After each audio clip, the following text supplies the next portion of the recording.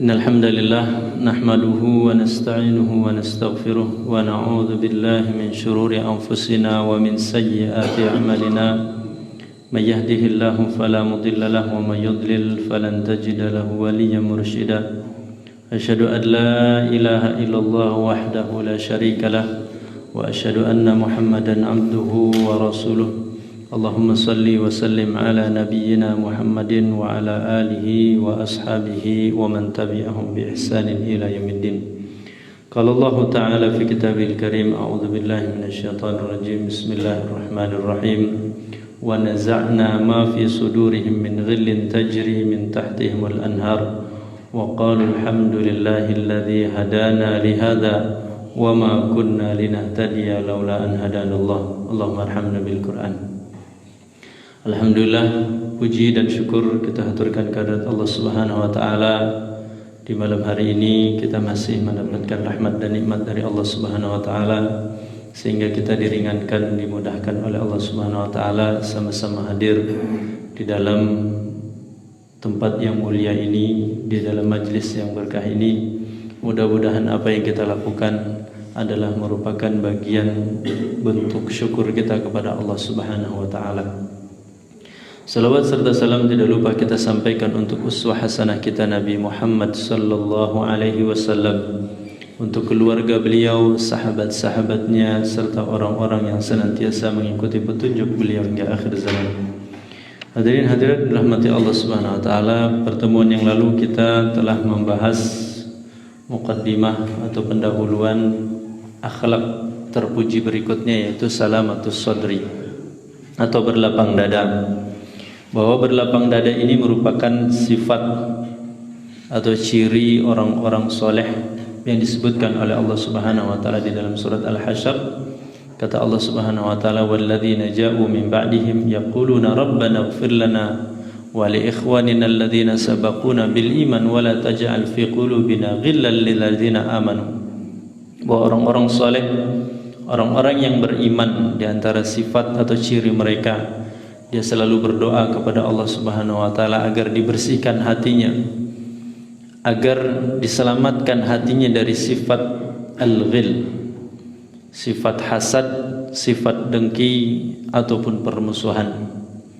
Dan ternyata di dalam ayat yang lain juga Allah Subhanahu wa taala akan mencabut sifat al-ghil dari hati orang-orang yang akan dimasukkan oleh Allah ke dalam surga.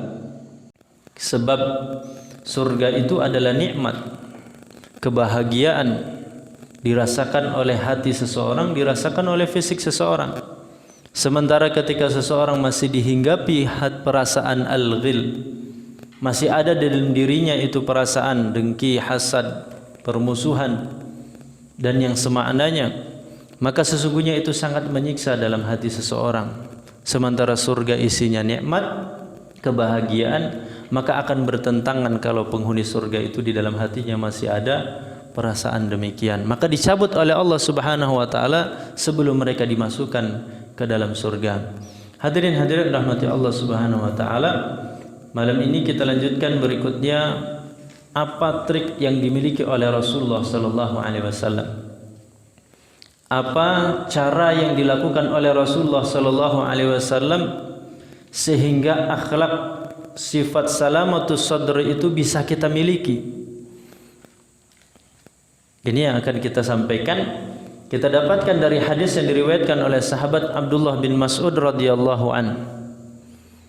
Kata sahabat Abdullah bin Mas'ud radhiyallahu anhu, qala Rasulullah sallallahu alaihi wasallam. Rasulullah sallallahu alaihi wasallam bersabda, la yuballighuni ahadun min ashabi an ahadin syai'an fa inni uhibbu an akhruja ilaikum wa ana salimus sadri. Kata Rasulullah SAW, janganlah salah seorang di antara kalian menyampaikan kepadaku tentang sahabatnya yang lain. Sebab kata Rasulullah, saya ingin keluar menemui kalian wahai para sahabatku dalam keadaan salimus sadri, dalam keadaan hati ini lapang, dalam keadaan dada ini lapang. Hadirin hadirat rahmati Allah Subhanahu wa taala, sebab tidak jarang perubahan yang ada di dalam diri kita, pola pikir, cara pandang kita kepada sesama kita, tidak jarang disebabkan adalah karena informasi yang datang kepada kita. Oleh karenanya di dalam Al-Quran Allah Subhanahu wa Ta'ala memerintahkan kepada kita orang-orang beriman agar intiqaul kalam. Intiqaul kalam itu agar memilih, menyeleksi, memilah-milih ucapan kata-kata yang akan kita keluarkan. Kalau itu berkaitan dengan informasi, betul-betul kita seleksi, betul-betul kita pilih informasi yang akan kita sampaikan kepada orang lain. Disebut intiqaul kalam. Allah Subhanahu wa Ta'ala menyebutkan di dalam Al-Quran, wa qul li ibadi yaqulu allati hiya ahsan. Katakanlah wahai Muhammad kepada hamba-hambaku, orang-orang yang beriman. Yaqulu, hendaknya dia mengatakan, menyampaikan allati hiya ahsan, perkataan kalimat yang terbaik. Hasan itu dikatakan baik, tapi kalau ahsan berarti yang terbaik. Ketika kita akan menyampaikan sesuatu kepada orang lain, kita cari kalimat, kita cari bahasa, informasi yang terbaik. Sebab tidak jarang akhirnya dari informasi kalimat yang kemudian diterima oleh seseorang, sedikit banyaknya akan mempengaruhi, merubah pola pikir dan cara pandang orang itu tentang informasi. Kalau berkaitan dengan seseorang berarti tentang orang yang diinformasikan itu. Maka Rasulullah SAW, cara yang beliau lakukan, trik yang beliau miliki agar hati beliau selalu salamatus sadri, agar hati beliau ini selalu lapang, agar hati ini selalu sehat, agar hati ini selalu tenang. Apa kata Rasulullah SAW? La yuballighuni ahadun min ashabi an ahadin syai'an. Janganlah, kata Rasulullah SAW, salah seorang di antara kalian menyampaikan, menghantarkan kepadaku informasi tentang saudaranya yang lain. Yang dimaksud informasi ini adalah berkaitan dengan aib, berkaitan dengan cacat, berkaitan dengan keburukan, berkaitan hal-hal yang tidak akan mendatangkan maslahat apabila kita sampaikan, informasikan kepada orang lain. Pengecualiannya kalau memang ada maslahat. Makanya Imam Nawawi dalam kitab Riyadhus Shalihin beliau menulis bab tersendiri, bab tentang apa? Bagaimana etika, bagaimana tuntunan yang qulul kalam, memindahkan, menyampaikan, memberitakan satu informasi, satu berita. Kalau tidak ada maslahatnya, kalau tidak ada manfaatnya, apalagi ternyata justru mendatangkan mudarat, maka Rasulullah SAW melarang, mewanti-wanti, la yuballighuni, janganlah, kata Rasulullah SAW, janganlah salah seorang di antara kalian menyampaikan, menghantarkan kepadaku berita. Yang dimaksud berita ini adalah tentang keburukan, tentang aib, tentang cacat, tentang hal yang tidak patut, tentang hal yang tabu, tentang saudaranya. Sebab kata Rasulullah SAW, fa inni uhibbu an akhruja ilaikum wa ana salimus sadr. Kata Rasulullah, saya keluar menemui kalian wahai para sahabatku dalam keadaan salimus sadri, dalam keadaan hati ini lapang, tidak ada beban, tidak ada pola pikir, tidak ada pikiran negatif kepada kalian. Ini Rasulullah SAW. Padahal Rasulullah kan terjaga, Rasulullah terbimbing, Rasulullah terlindungi. Tetapi Rasulullah SAW berupaya melakukan ikhtiar agar hati beliau itu selalu tenang, selalu sehat, selalu selamat, tidak ada pikiran buruk kepada sahabatnya. Ketika pikiran buruk itu muncul dari diri kita kepada seseorang, maka itu akan berpengaruh kepada sikap kita. Itu berawal dari cara pandang kita, pola pikir kita. Ketika kita menganggap bahwa saudara-saudara kita ini adalah saudara-saudara kita yang baik, tidak ada masalah, tidak ada cacat dan aibnya, tidak ada keburukannya, maka kita akan memperlakukan saudara kita dengan apa? Dengan ikhlas. Akan memperlakukan saudara-saudara kita dengan lapang dada, dengan senyum, dengan kebaikan-kebaikan. Tetapi sebaliknya, manakala di dalam pikiran kita ada pikiran buruk negatif kepada saudara kita, yang boleh jadi sumbernya adalah karena apa? Informasi yang datang kepada kita, maka itu akan berpengaruh menyebabkan kita tidak memberikan keikhlasan di dalam bermuamalah dengan saudara kita. Sulit kita memberikan senyuman, sulit kita memberikan kebaikan-kebaikan. Kenapa? Karena di dalam pikiran kita sudah tertanam bahwa saudara kita itu buruk, saudara kita itu jelek. Maka Rasulullah sallallahu alaihi wasallam ingin ketika berjumpa dengan para sahabat, Rasulullah SAW perlakukan sahabat itu seluruhnya sama. Tidak ada masalah, tidak ada keburukan. Fa inni, kata Rasulullah SAW, uhibbu an akhruja ilaikum wa ana salimus sadri. Ada ulama yang menafsirkan atau menjelaskan perkataan Rasulullah sallallahu alaihi wasallam. Di samping Rasulullah sallallahu alaihi wasallam ingin bermuamalah dengan para sahabatnya, muamalah tanpa ada beban. Ini untuk menggambarkan betapa lapang dadanya Rasulullah, sampai-sampai Rasulullah SAW di dalam kehidupannya beliau ingin hatinya lapang, tidak ada masalah, tidak ada pikiran negatif kepada para sahabatnya, bahkan sampai beliau wafat. Maka kita dapatkan Rasulullah SAW bagaimana memperlakukan sahabat-sahabat. Sahabat-sahabat itu satu sama lain. Kan dalam sebuah riwayat kita dapatkan bahwa ada sahabat yang merasa apa? GR. Apa GR itu? Percaya diri. Seakan-akan bahwa dialah orang yang paling dicintai oleh Rasulullah SAW. Tidak mungkin sahabat tersebut punya kesimpulan, punya perasaan demikian kecuali setelah dia mendapatkan perlakuan dari Rasulullah SAW. Setelah merasa dimuliakan oleh Rasulullah SAW, dihormati oleh Rasulullah SAW, sehingga kemudian para sahabat tadi merasa bahwa dialah orang yang paling dekat, dialah orang yang paling dicintai oleh Rasulullah SAW. Tetapi ternyata ketika itu ditanyakan kepada Rasulullah, langsung ditanyakan kepada Rasulullah, ya Rasulullah, siapakah orang yang paling engkau cintai? Betapa terkejutnya sahabat tadi, ternyata orang yang paling dicintai oleh Rasulullah bukan dirinya tetapi sahabat yang lain. Pertama adalah Aisyah radhiyallahu anha, istri Rasulullah SAW. Itu kenapa? Karena Rasulullah memperlakukan sahabat satu sama dengan yang lain itu, Rasulullah tidak punya pikiran negatif. Rasulullah tidak punya apa? Penilaian yang buruk kepada para sahabatnya. Berawal dari Rasulullah cegah, Rasulullah antisipasi informasi yang datang kepada beliau, sebisa mungkin jangan sampai kemudian informasi yang negatif. Ini kan terkadang terbalik dengan apa? Dengan kehidupan kita hari ini. Jujur saya juga kadang merasakan, kadang lebih suka dengar informasi negatif atau positif. Menarik itu kita dapat informasi menarik, positif apa negatif.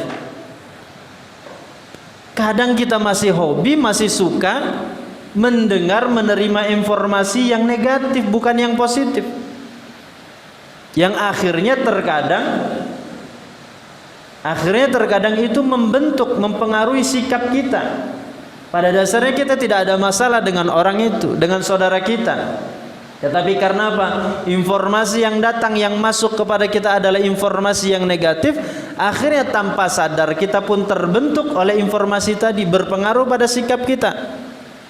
Maka di dalam sebuah hadis yang diriwayatkan oleh sahabat Abu Hurairah radhiyallahu anhu, kata sahabat Abu Hurairah radhiyallahu anhu, Rasulullah sallallahu alaihi wasallam bersabda, "Al-mu'minu ghirrun karimun, wal fasiku atau wal fajiru khib'un laimun."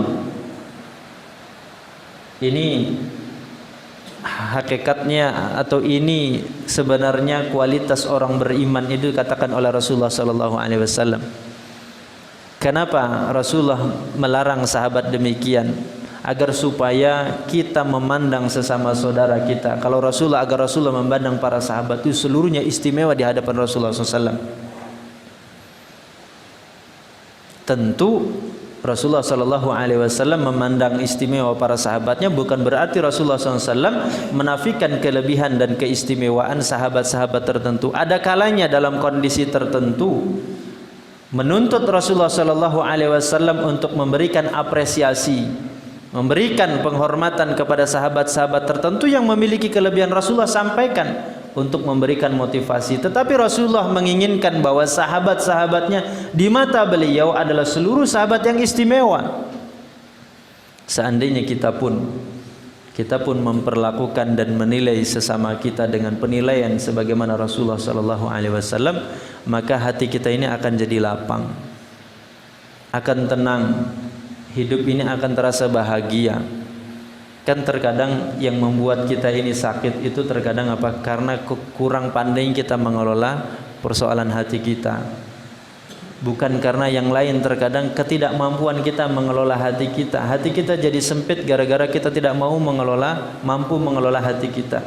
Hati kita jadi susah, jadi gusar, jadi tidak tenang dan seterusnya gara-gara kita tidak mampu mengelola hati kita. Kalau dalam hadis Rasulullah SAW mensifati orang mukmin itu apa? Kata Rasulullah SAW, al-mu'minu ya'laf wa yu'laf wa la khaira fi man la ya'laf wa la yu'laf. Orang mukmin itu akrab. Ada yang mengartikan ya'laf yu'laf itu akrab. Sekalipun memang kita juga tidak bisa pungkiri bahwa memang masing-masing kita kadang karakternya beda-beda. Ada yang memang mudah akrab atau ada yang memang sulit akrab. Tetapi sesungguhnya kata Rasulullah SAW, ada yang mengartikan ya'laf dan yu'laf itu orang mukmin itu hakikatnya mudah akrab, gampang berteman, gampang bersahabat, gampang membaur, gampang berkumpul dalam artian yang positif dengan saudara-saudara sesama orang beriman. Karena apa? Karena tidak ada beban. Seharusnya orang beriman itu tidak ada beban, tidak ada pikiran-pikiran negatif terhadap saudaranya, sehingga ya'laf wa yu'laf, mudah untuk akrab dan diakrabi. Maka ketika ada orang beriman yang sulit akrab atau sulit diakrabi, apa kata Rasulullah SAW? Wala khaira fi man la ya'laf wa la yu'laf. Tidak ada kebaikan orang beriman tetapi tidak akrab dan tidak bisa diakrabi. Berarti ada masalah. Berarti ada persoalan. Jangan-jangan kesulitan untuk bisa akrab atau diakrabi itu karena ada apa? Karena ada cara pikir, cara pandang terhadap saudaranya yang tidak baik. Ini satu pelajaran menarik kita dapatkan dari seorang salaf bernama Wahab bin Munabbih. Suatu ketika Wahab bin Munabbih didatangi oleh seseorang. Orang tersebut kemudian datang untuk menyampaikan informasi bahwa ada orang lain sedang mencela dia. Ada orang lain telah mencela dia. Mencela itu syatama yastumu. Diceritakan oleh Al-Fadl bin Abi Ayyash, kata beliau, kuntu jalisan ma'a Wahab bin Munabbih. Suatu ketika saya pernah sedang duduk bersama seseorang salaf bernama Wahab bin Munabbih.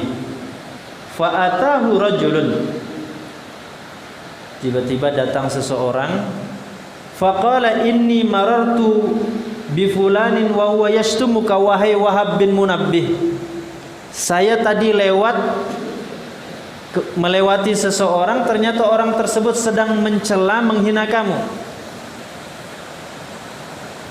Wa huwa yashtumuka faqadiba, maka marah Wahab bin Munabbih. Kira-kira kalau saya tanya, Wahab bin Munabbih dapat informasi tadi itu marahnya karena dicelanya atau marah karena apa? Kira-kira apa nih? Wahab bin Munabbih tadi katakan faghadiba, lalu dia marah. Pertanyaannya, Wahab bin Munabbih tadi marahnya karena dia dicela, dapat berita bahwa dia dicela, atau karena yang lain? Kalau kita yang seperti itu, kira-kira kita milih marahnya karena apa? Karena dicelanya. Pasti kita apa? Langsung terbayang, terbersit pikiran kita kepada orang yang dikatakan mencela kita. Dan mungkin secara otomatis kita langsung membayangkan, memikirkan aib, cacat, keburukan, kesalahan-kesalahan orang yang tadi dikatakan mencela kita. Tetapi coba hadirin hadirat rahmati Allah Subhanahu wa taala, ini contoh luar biasa dari Wahab bin Munabbih. Kata apa? Al-Fadl bin Abi Ayyash tadi yang menceritakan ini, faghadiba, maka marah Wahab bin Munabbih. Faqala, lalu dia mengatakan, ma wajada syaitanu rasulan ghairak. Apa setan ini enggak dapat nggak dapat kurir selain kamu. Yang dimarahi justru yang ngasih informasi. Yang dimarahi justru yang membawa berita itu. Kalau kita terjemahkan kurang lebih demikian, apakah setan tidak dapat yang lain untuk mengutus utusan kecuali engkau menyampaikan berita ini? Dinisbatkan informasi itu datang atas utusan dari setan. Ya bisa jadi setan dari kalangan jin, setan dari kalangan manusia. Karena setan kan maknanya dua. Bisa dari jin, bisa jadi manusia. Kan minal jinnati wan nas.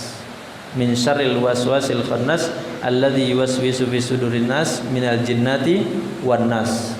Setan dari kalangan jin, bisa juga setan dari kalangan manusia. Tetapi yang luar biasanya Wahab bin Munabbih tadi justru yang dia marahi yang datang membawa informasi. Kalau kita pasti akan memarahi justru kepada orang yang mencela kita. Maka kemudian kata Wahab bin Munabbih, "Fama barihtu min indihi hatta ja'ahu dzalika ar-rajul asy-syatim." Maka setelah saya marah mengatakan, tidakkah ada utusan lain dari setan kepadaku kecuali engkau menyampaikan berita ini? Maka kata Wahab bin Munabbih, "Fama barihtu min indihi." Kata Al-Fadl bin Abi Ayyas yang menceritakan tadi, maka saya tidak pergi meninggalkan Wahab bin Munabbih, tetap berada di sisinya sampai kata Al-Fadl bin Abi Ayyas tadi, saya pastikan ternyata tidak lama kemudian orang yang mencela menghina Wahab bin Munabbih tadi lewat. Nah, kira-kira mau kita apakan? Kira-kira mau kita apakan? Kita dapat informasi si fulan cela kita, nggak lama kemudian yang mencela datang lewat samping kita. Kalau kita bisa, kalau kita mampu membalas, pasti kita akan balas. Kalau tidak bisa kita balas, minimal kita akan apa? Akan mencela, mencaci juga walaupun di dalam hati kita. Tapi kata Al-Fadl bin Abi Ayyas tadi menceritakan Wahab bin Munabbih, ketika orang yang mencela tadi datang, kemudian orang tersebut mengucapkan salam kepada Wahab bin Munabbih. Kalau kita yang digitukan, kita jawab enggak? Dijawab enggak? Kita tahu dia mencela kita, setelah itu salam kepada kita. Dan kita akan katakan, ini orang berpura-pura, ini orang apa? Bermuka dua, kan kurang lebih mungkin kita akan macam-macam lah menilai orang itu. Ternyata oleh Wahab bin Munabbih dijawab salamnya. Cuma di sini nggak dijelaskan ya, jawab salamnya pakai muka masam, jawab salamnya pakai tersenyum atau apa. Tapi insya Allah cerita ini menunjukkan bahwa Wahab bin Munabbih itu orang yang berlapang dada. Dijawab salamnya orang yang mencela tadi. Setelah menjawab salamnya, Wahab bin Munabbih menyodorkan tangannya. Nyodor tangannya begini, bukan gini ya. Kalau gini apa nih? Memukul ya? Atau gini memukul kan? Nyodorkan tangan begini. Disodorkan tangannya maksudnya untuk tasofah, untuk berjabatan tangan. Kan ada hadis Rasulullah SAW menyebutkan, kalau ada di antara dua orang muslim itu bermasalah, kemudian saling tasofah, maka apa? Akan berguguran dosa-dosanya. Yang memulai salaman itu ternyata Wahab bin Munabbih. Wahab bin Munabbih, walaupun dia tahu bahwa dia telah dicela, dia memulai dengan menyodorkan tangannya. Setelah itu oleh Wahab bin Munabbih, orang tersebut didudukkan di samping dia. Maksudnya didudukkan di samping dia itu apa? Artinya ini menunjukkan bahwa Wahab bin Munabbih merasa tidak ada masalah dan persoalan, sekalipun dapat informasi bahwa dia dicela. Mungkin ya bagi kita hari ini ya sulit seperti itu. Tetapi kita sampaikan, kita ceritakan seperti itu menunjukkan bahwa ada bukti contoh bahwa orang bisa berlapang dada. Memang ketika kita katakan itu sulit-sulit, kita katakan berat-berat. Langka betul, kita katakan langka, kecuali orang-orang yang dirahmati oleh Allah Subhanahu wa taala. Bagi orang-orang yang dirahmati oleh Allah, yang sulit, yang berat itu akan dimudahkan, akan diringankan oleh Allah Subhanahu wa taala. Artinya kita sampaikan, kita beritakan cerita ini untuk menunjukkan bahwa ada orang mampu melakukan itu dan patut untuk kita contoh. Betapa luar biasanya orang mampu berlapang dada demikian. Kalau orang yang memperlakukan Wahab bin Munabbih tadi, yang mencela, diperlakukan seperti itu, kira-kira apa yang akan dirasakan oleh orang tersebut? Kalau orang yang mencela tadi diperlakukan oleh Wahab bin Munabbih, salamnya dijawab, bahkan diajak tasofah, berjabatan tangan, setelah itu didudukkan di sampingnya, serasa akrab, kira-kira orang tadi akan mengulangi mencela atau justru akan muncul rasa kagum, akan muncul rasa hormat? Ya, kalaupun tidak hormat, maka paling tidak akan muncul rasa kagum. Luar biasa, orang ini ternyata diperlakukan tidak baik, dia mampu bisa membalas dengan kebaikan. Dicela tapi ternyata dia tidak balas dengan mencela. Kalau orang yang memperlakukan Wahab bin Munabbih tadi tipe orangnya yang cuek, tipe orang yang tidak pernah peduli, tipe orang yang memang tipis kepekaannya, sensitivitasnya itu sangat apa? Sangat tipis. Kan kadang kita menemukan ada orang-orang yang apa? Mudah saja, ringan saja dia kemudian mencela, menghina, merendahkan orang lain, tetapi ternyata tidak memiliki apa? Sensitivitas. Nah, kalau kita mendapatkan kasus orang yang demikian, sementara kita tidak mampu berusaha, berlatih untuk berlapang dada, kan akhirnya makin tersiksa diri kita.